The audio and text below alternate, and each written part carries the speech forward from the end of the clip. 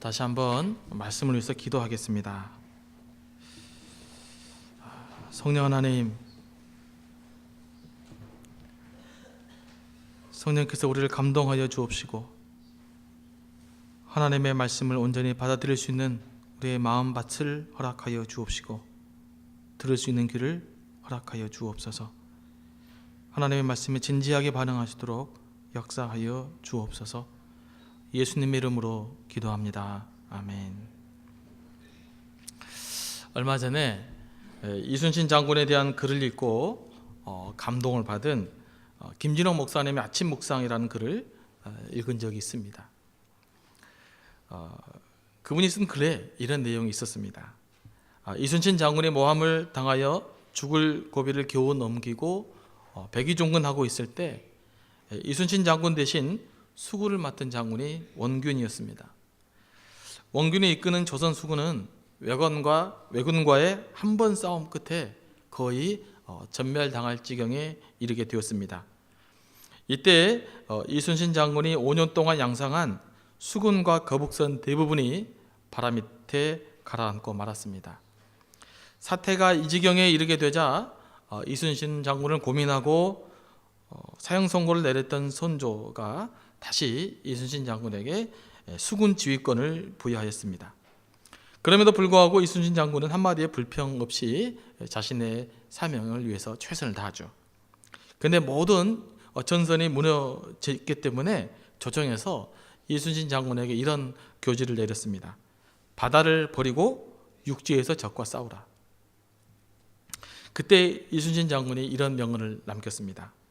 아직도 신에게는 12척의 전선이 있습니다. 죽을 힘을 다해 막아 싸우면 아직도 할 수 있습니다. 전선이야 비록 적지지만 신이 죽지 않았으니 적이 감히 우리를 업신여기지 못할 것입니다. 참 위대한 이야기입니다. 해군 전쟁 사상 거의 유일하게 불패의 신화를 남긴 이순신 장군의 그 정신을 엿볼 수 있는 대목입니다. 전선이 매우 불리했고 수적으로도 매우 열세였지만 이순신 장군에게는 아직 남아있는 것에 대한 가능성을 보고 포기하지 않는 불굴의 정신이 있었습니다. 사실 이순신 장군을 위대하게 만든 것은 그분이 뛰어난 전술과 전략을 갖췄기도 했지만 그보다 더 중요한 이 불굴의 의지와 정신, 이런 것들이 그분에게 있었습니다. 저는 이런 이순신 장군의 이야기를 이렇게 들으면서 참 이분의 이야기가 전 세계적으로 잘 알려지지 않았다는 것이 참 안타깝다는 생각을 해보게 되어졌습니다. 사실 우리에게도 이런 정신이 필요합니다. 요즘 우리가 사는 시대가 경제적으로 많이 어렵습니다. 젊은이들은 취직하기가 매우 어려워서 힘들어하고 있습니다.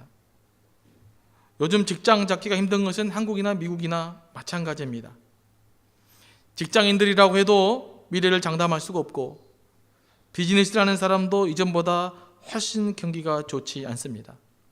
그러다 보니 사람들의 마음이 많이 위축되어져 있고 자신감을 잃어가고 있습니다. 가끔씩은 우리가 직면하는 세상적인 어려움들이 골리앗처럼 느껴질 때가 있습니다. 특히 권력과 황금 만능주의에 대한 마력, 돈의 마력은 우리가 도저히 쓰러뜨릴 수 없는 골리앗과 같이 느껴질 때가 있습니다. 아무리 애를 써봐도 내 문제는 해결될 것 같지 않습니다. 아무리 애를 써봐도 세상은 변화될 것 같지 않습니다. 아무리 애를 써봐도 세상 희망을 찾기가 힘듭니다. 그래서 우리는 쉬이 자포자기하기 쉽습니다. 세상 이러니까 대충 살아야겠다. 바로 이런 때야말로 신에게는 아직 남은 12척의 전선이 있습니다. 죽을 힘을 다해 싸우면 아직도 할 수 있습니다 라고 하는 이순신 장군의 불굴의 의지가 필요할 때라고 믿습니다. 우리는 하나님 나라의 군사들입니다. 우리 예수 믿는 사람들 하나님 나라의 군사들입니다. 그러므로 우리 또한 이런 정신으로 살 수 있어야 합니다. 저는 우리 교우들이 이렇게 말할 수 있었으면 좋겠습니다. 우리에게는 아직 남은 복음의 열정이 있습니다. 우리가 죽기를 각오 헌신한다면 아직도 교회는 세상에 빛이 될 수 있습니다. 라는 고백들이 우리의 가슴 속에서 일어날 수 있었으면 좋겠습니다. 이런 그 영적인 의지가 우리에게 있어야 세상을 변화시킬 수 있는 작은 밑거름이 될 수 있지 않겠습니까? 사람은 복음의 열정이 있으면 성실해집니다. 복음의 열정이 강한 사람은 나태해질 수가 없습니다. 우리가 살아가는 삶 현장에서 예수 그리스도의 영광을 나타내야 하는데 어떻게 나태해지고 어떻게 불성실해질 수가 있겠습니까? 복음의 열정이 가득한 사람은 그리고 복음의 열정으로 성숙한 사람들은 이런 의미에서 세상적으로 어느 정도 성공할 수밖에 없습니다. 더 열심히 살고 더 열심히 헌신할 수밖에 없기 때문입니다. 오늘 본문에서 골리앗과 싸우기 위해서 나온 다윗을 묵상하면서 사실 이 이순신 장군의 이야기가 기억이 났었습니다. 오늘 다윗이 이런 이야기를 하면서 싸우러 나오죠. 너는 내게 칼과 창과 단창으로 내게 나아오거니와 나는 만군의 여호와의 이름 곧 내가 모욕하는 이스라엘 군대의 하나님의 이름으로 내게 나아가노라.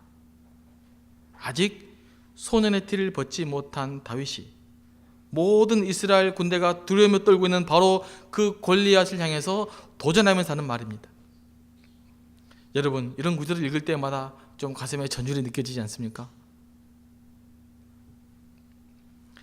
오늘 본문에 따르면 전반부터 본문을 쭉 읽어보면 이스라엘은 엄청난 위기에 놓여 있었습니다. 블레셋의 영혼 골리앗 장군에게 이스라엘 군대가 완전히 기가 꺾여 있었기 때문입니다. 이스라엘 백성들은 더 이상 싸워볼 엄두도 못 내고 두려움에 떨고 있었고 골리앗의 교만은 하늘을 찔렀습니다.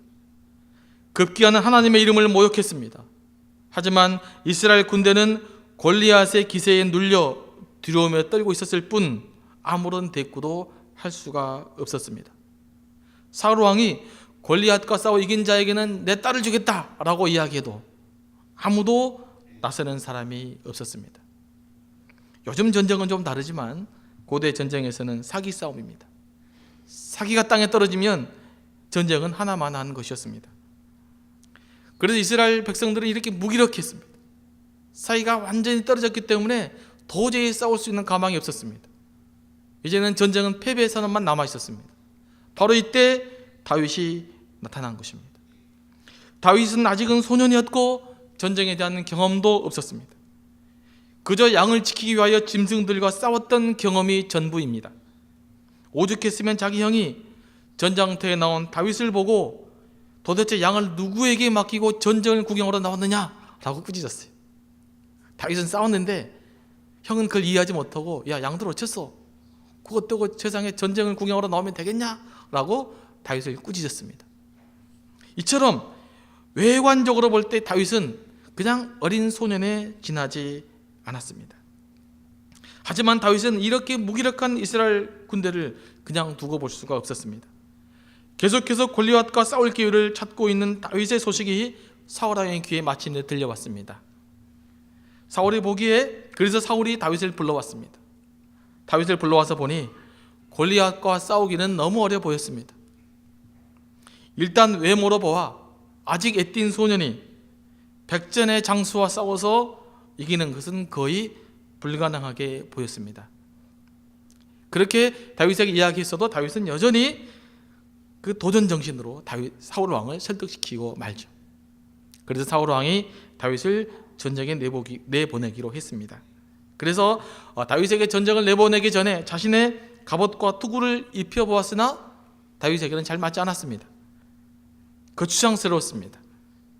다윗은 갑옷과 투구를 내어버리고 평소 때 자기가 짐승과 싸웠을 때의 복장 그대로 골리앗과 싸우러 나갑니다. 골리앗이 다윗을 보니 이거 무슨 얘가 싸우겠다고 나선 것입니다. 싸울 만한 대상이 나왔어야지. 무슨 꼬맹이 하나가 나와가지고 하도 기가 막혀서 다윗에게 이런 말 하지 않습니까? 네가 나를 개로 보고 막대기를 가지고 나왔느냐? 네 무슨 개싸움하냐? 뭐 이 정도 배아냥거리는 말을 하면서 다윗을 저주를 했죠. 이때 다윗이 한 말이 무엇입니까? 45절 말씀 보면 너는 내게 칼과 창과 단창으로 내게 나아오거니와 나는 만군의 여호와의 이름 곧 내가 모욕하는 이스라엘 군대의 하나님의 이름으로 내게 나아가노라. 47절 여호와의 구원하심이 칼과 창에 있지 아니함을 무리에게 알게 하리라. 전쟁은 여호와께 속한 것인즉 그가 너희를 우리 손에 넘기시리라. 누가 이겼습니까? 다윗이 이겼죠. 자신의 능력만 믿고 방심했던 골리앗이 믿음으로 나와선 다윗에게 무너진 것입니다. 다윗은 객관적인 전력에서 골리앗을 이길 수 있는 상대가 아니었습니다. 다윗이 소년이었지만 무슨 엄청난 힘과 파워가 있어서 한 방에 골리앗을 때려 눕힌 것이 아니라는 말이죠. 다윗은 힘으로는 결코 골리앗을 이길 수가 없었습니다. 그러나 다윗에게는 하나님에 대한 믿음과 담대함 그리고 집중력이 있었습니다. 다윗은 객관적인 전력에서 골리앗을 앞선 것이 아니라 정신력에서 골리앗을 앞선 것입니다. 다윗에게는 골리앗이 없었던 하나님에 대한 믿음이 있었습니다. 골리앗은 다윗을 업신여기고 방심했습니다. 반면에 다윗은 민첩했고 담대했습니다. 이 전쟁이 하나님의 손안에 달려있다고 믿었습니다. 그래서 담대하게 물맷돌을 던져서 골리앗을 무너뜨릴 수 있었던 것입니다. 저는 이 말씀을 묵상하면서 우리가 경험하는 실제적인 상황보다도 그것을 바라보는 우리의 시각이 더 중요하다는 것을 깨달았습니다. 우리가 직면하는 고난이 얼마나 크든지 간에 그것을 우리가 어떻게 바라보느냐라는 것이 우리의 성패를 결정한다는 것입니다. 이런 것들을 전체적으로 포함해서 정신력이라는 단어로 표현할 수 있을 것입니다. 블레셋 장수가 하나님의 믿음과 집중력으로 무장한 다윗의 물맷돌 하나에 쓰러졌습니다. 아무도 예상할 수 없는 승리였습니다. 그렇다고 다윗이 그냥 골리앗을 무너뜨리는 것이 아닙니다. 다윗에게는 누구도 감당할 수 없었던 하나님에 대한 믿음이 있었고 담대함이 있었고 그에 대한 집중력이 있었습니다. 이것으로 거대한 골리앗을 무너뜨릴 수 있었던 것입니다. 이런 다윗의 정신력이 어디서 나온 것입니까? 오늘 성경에서 두 가지로 살펴볼 수 있는데, 첫째는 하나님에 대한 충성심에서 담대함이 나온 것입니다. 사실 모든 사람들의 담대함은요, 국가에 대한 충성심이든지 한 개인에 대한 충성심이든지 충성심에서 담대함이 나오는 것입니다. 실제로 다윗을 자극시켰던 인물이 누구입니까? 골리앗입니다. 다윗은 골리앗이 하나님을 모욕하는 것을 참을 수가 없었습니다. 그래서 나선 것입니다.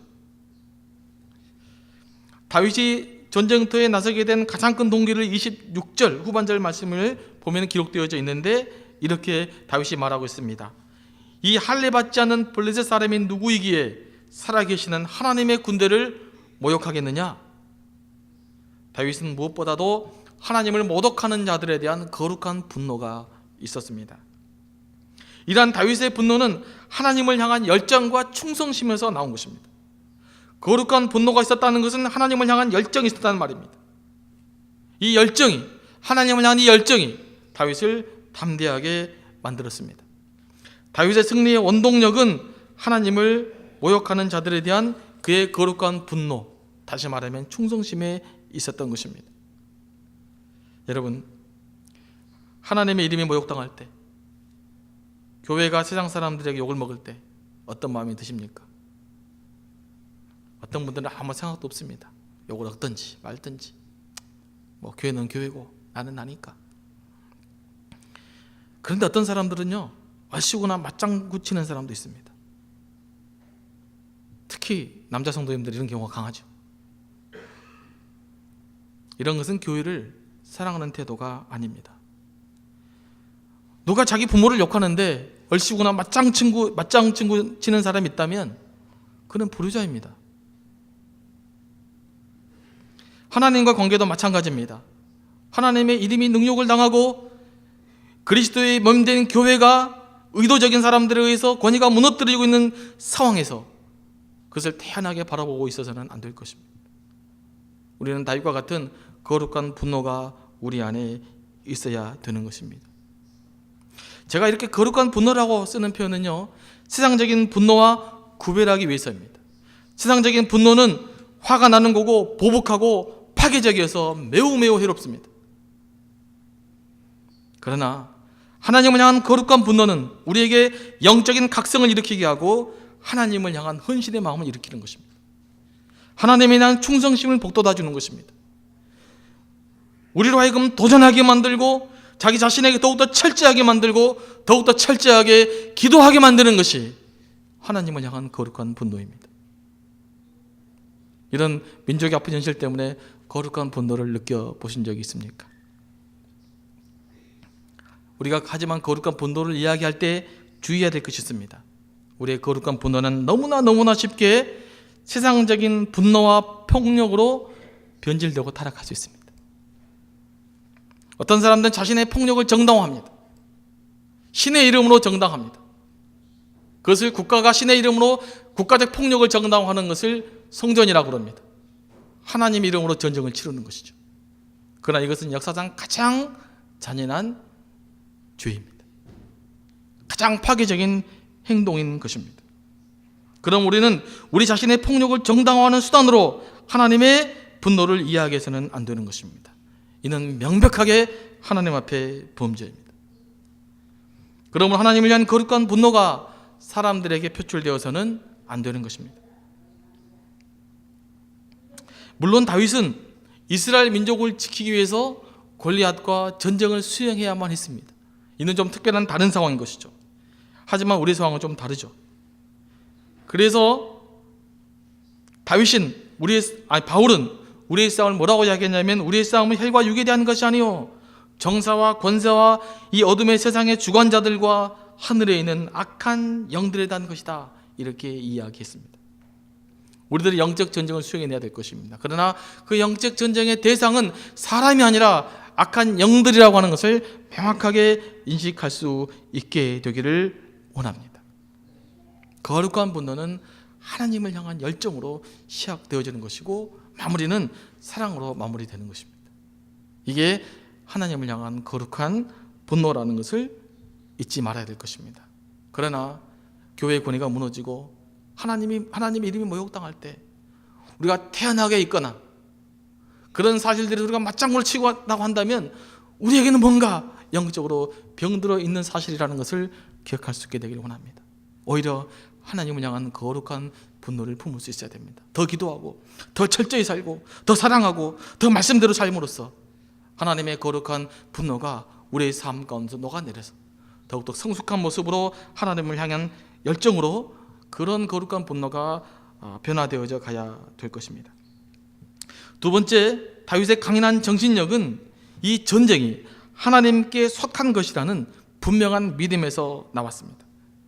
다윗은 하나님의 구원의 능력이 칼과 창에 있지 않다고 말했습니다.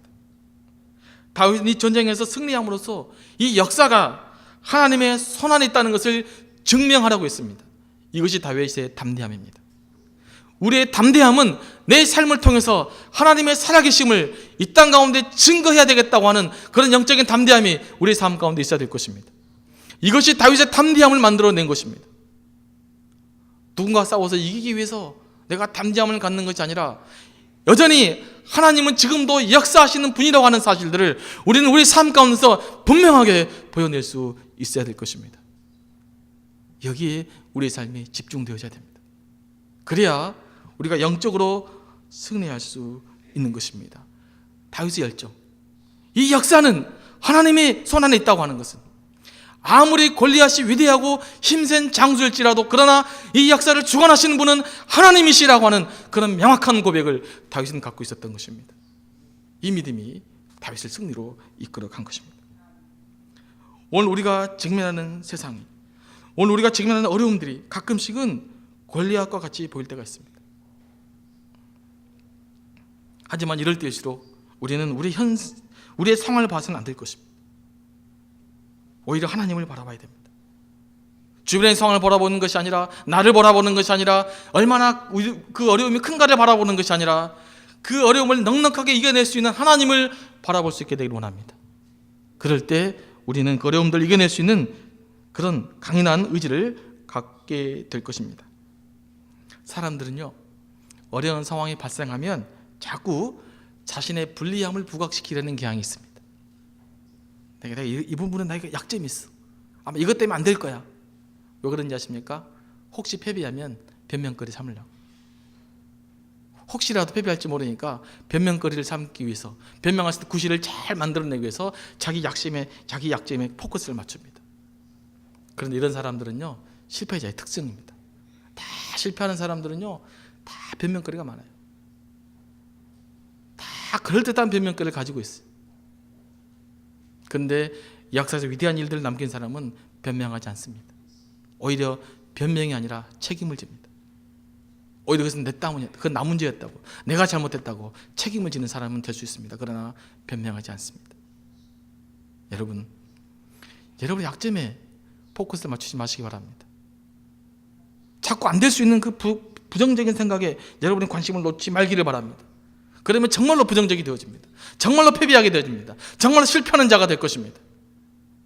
어떤 일들을 바라볼 때 우리는 그 너머에 있는 하나님의 역사를 바라볼 수 있게 되기를 원합니다. 이 말씀을 묵상하면 제가 한 가지 순간적으로 큰 그 깨달음을 가진 것이 있었어요. 그것이 뭐냐면 다윗은 자신의 강점으로 승부했다는 것입니다.